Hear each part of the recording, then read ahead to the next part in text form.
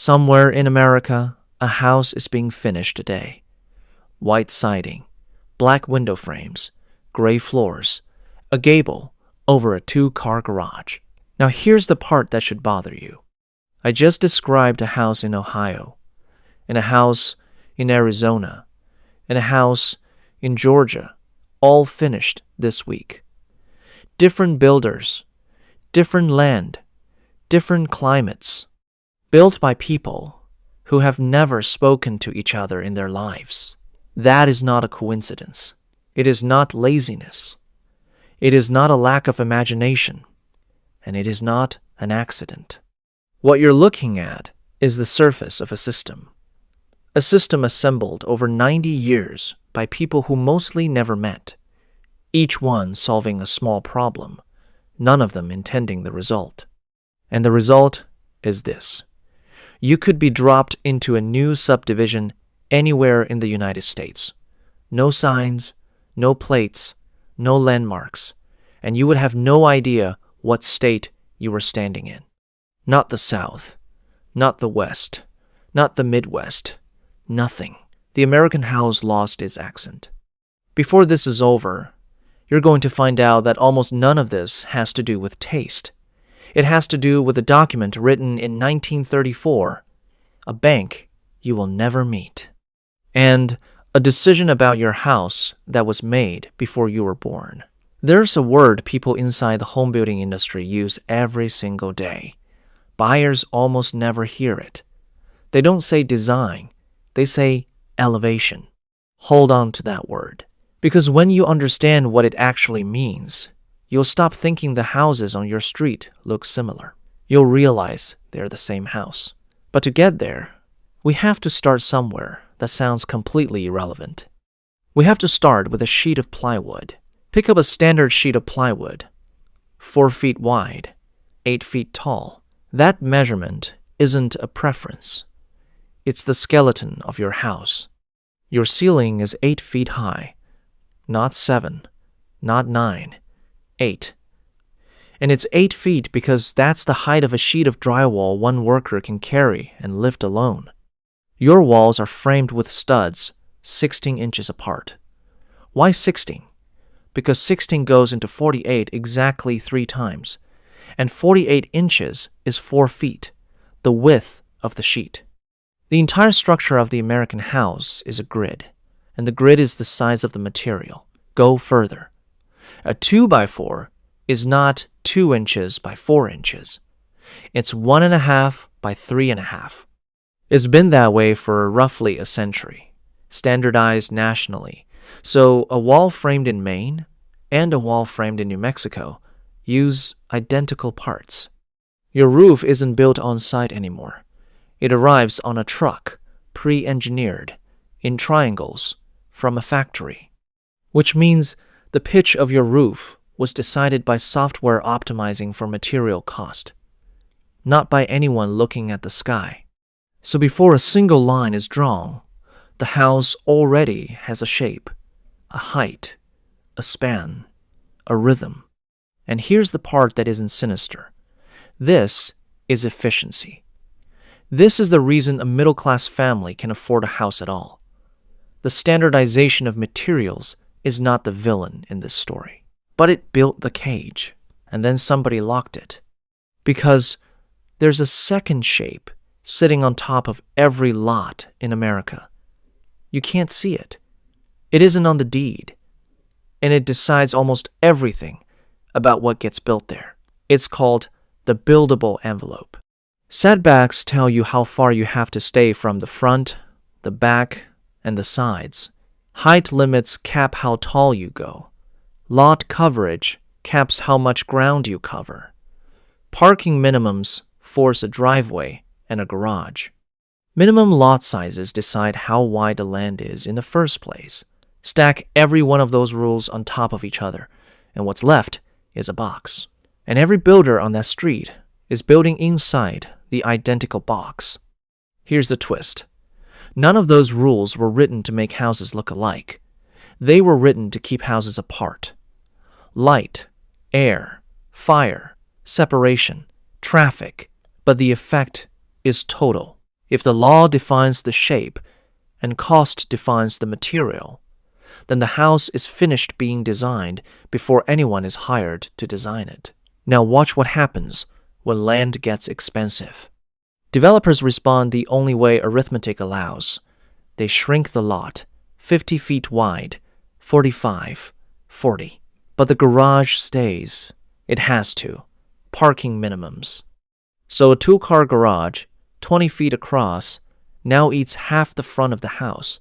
That's why the front of a new American home is a garage door with a house attached to it.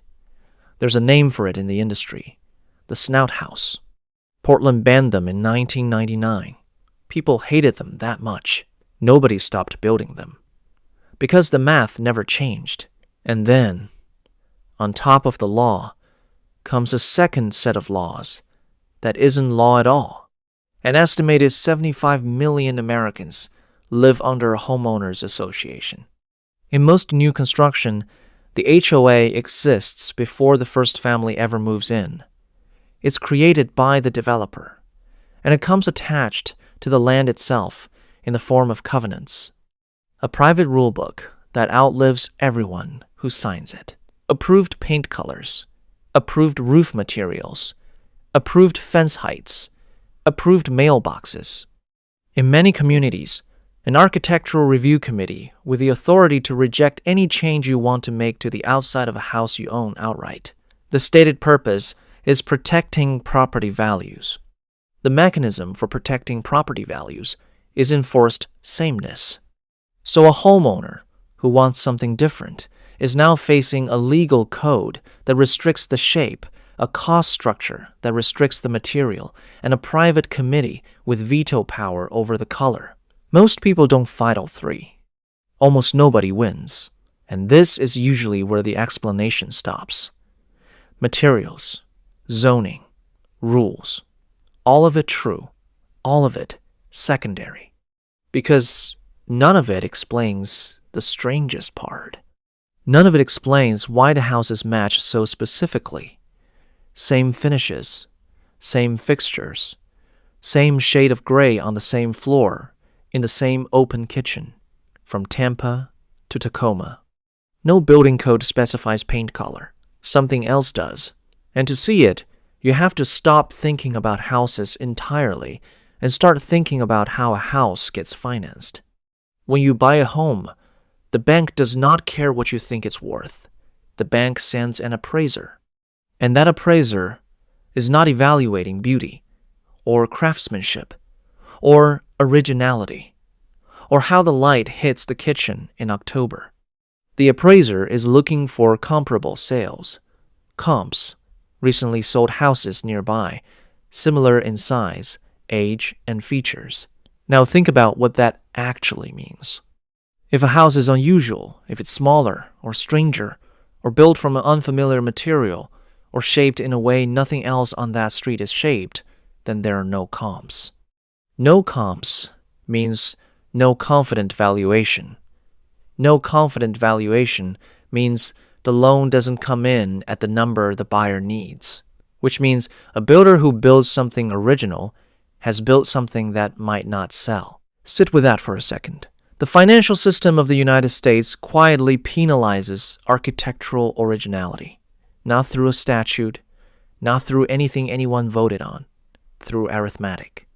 And that pressure only runs in one direction, toward the average, toward the safe, toward whatever the house next door already did. And the house next door did the same thing, for the same reason, because of the house next to it. This is a feedback loop, and it has been running for decades, quietly, with nobody at the controls. But loops don't start themselves. Somebody started this one, and they wrote it down. 1934, the Great Depression. Home construction in America has essentially stopped. The federal government creates the Federal Housing Administration to ensure mortgages, restart lending, and get people into houses. To do that, the FHA has to answer one question. Which houses are safe to insure? So they write it down. The underwriting manuals set standards for lot sizes, setbacks, street layouts, room dimensions, construction methods, match the standard, and financing flows. Miss it, and you're on your own. Within a few years, an entire industry reshaped itself around a federal document. But the manual didn't only standardize construction. It also instructed appraisers to protect neighborhoods from what it called inharmonious groups. It rewarded restrictive covenants. It graded neighborhoods by race and starved the low-graded ones of capital.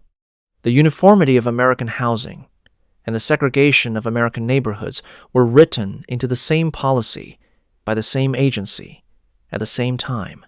That's not a footnote. That's the foundation. And in 1947, a man named William Levitt industrialized it. Levittown, Long Island, potato fields turned into 17,000 houses. Levitt broke construction into 27 repeatable steps. Crews moved house to house performing one task and one task only: lumber, pre-cut, concrete slabs instead of basements. At peak, more than 30 houses finished in a single day. The price was staggering. A house for roughly the cost of a car. It worked so well, it became the blueprint for American suburbia. But the contracts contained a clause. The homes could not be sold to anyone who was not white. The most successful housing experiment in American history was, by design, closed, and the machine Levitt built never stopped running. It just changed owners. 2008. The market collapses, and it takes the industry with it. For most of the 20th century, American housing was built mostly by small local builders. 10 houses a year, 20. Regional companies who knew their soil, their climate, their town. They're wiped out. Credit vanishes. Land they were holding becomes worthless overnight. And around 1.5 million construction jobs disappear. Framers, masons, plasterers, finish carpenters. Many of them leave the trade permanently and never return. When the industry rebuilds, it doesn't rebuild that skill base. It rebuilds around systems that don't require it. Pre-engineered trusses instead of framed roofs, panelized walls, snap-together flooring, trim that arrives pre-finished, stone that arrives in sheets. Modern construction is designed so a crew that turns over constantly still produces a consistent result, which means complexity is no longer a design decision.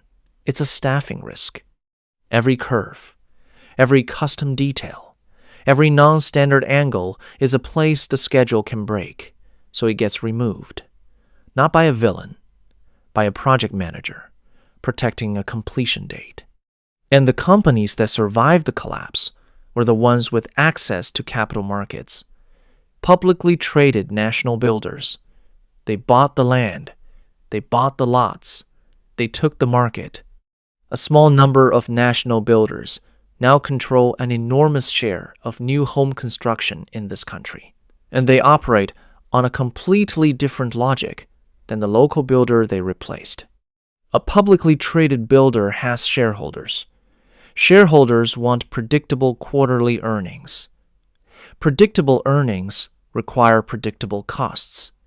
Predictable costs require repetition. So they don't design houses. They maintain a plan library.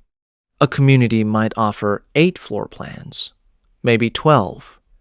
And those same plans get deployed across dozens of communities in multiple states, sometimes in entirely different regions of the country.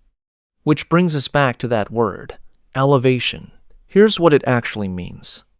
The floor plan doesn't change. The rooms, the walls, the structure, identical. What changes is the front. Elevation A gets stone and a gable. Elevation B gets a column and shutters. Elevation C gets board and batten and black window frames. Same house. 3 faces. You aren't choosing a home. You're choosing a costume for a home that was decided years earlier, in an office, in another state. That's why the street feels wrong when you walk down it. On some level, you can sense the variation is 1 inch deep. But there's a reason the skin looks the way it does. And that reason didn't come from a builder at all. It came from a television show. For most of American history, taste in housing moved slowly and regionally. A style emerged in one place, spread over decades, mutated along the way. Then, everyone started looking at the same screen. In 2013, a renovation show premieres on HGTV and becomes one of the most watched programs on cable. Shiplap, white walls, black windows, barn doors, neutral, everything. At the same moment, Pinterest and Instagram turn interior design into an image feed, where the most saved and most shared aesthetic wins by pure numerical selection. And what wins on a screen is not what's good to live in. What wins is what photographs well. High contrast, bright light, clean lines, empty neutral fields. Now, stack the money on top. Realtors tell sellers to paint everything neutral before listing. Flippers use the cheapest finishes that photograph as premium. Builders use finishes that appraise well and don't scare anyone. Every single actor in that chain is making a rational individual choice. The collective result is a country covered in the same shade of gray. Not similar shades, the same shades. Specific colors from specific manufacturers applied to millions of walls because a realtor once said the word safe. The floor underneath is the same story. Gray-toned luxury vinyl plank, which is not luxury, not vinyl the way you think, and not a plank. It's a photograph of wood, printed on film, laminated onto plastic. Your floor is an image of a floor. And that logic runs through the whole house. Hollow core doors, finger-jointed trim wrapped in printed vinyl, foam moldings, cultured stone that shows up in panels. None of it is fraud. All of it is legal, code compliant, warranted.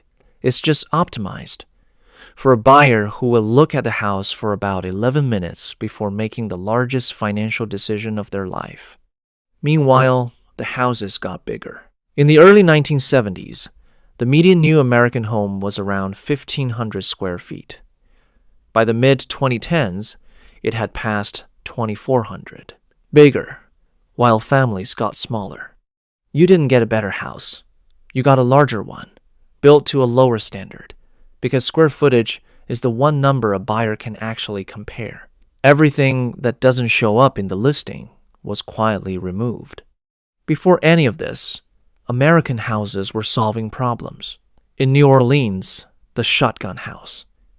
Narrow, long, doors aligned front to back so air could pull straight through in murderous humidity. In Charleston, houses turned sideways on the lot, with a long porch down the flank to catch the sea breeze and shade the wall. In New Mexico, adobe. Walls thick enough that the heat of the day didn't reach the interior until the cold of the night arrived.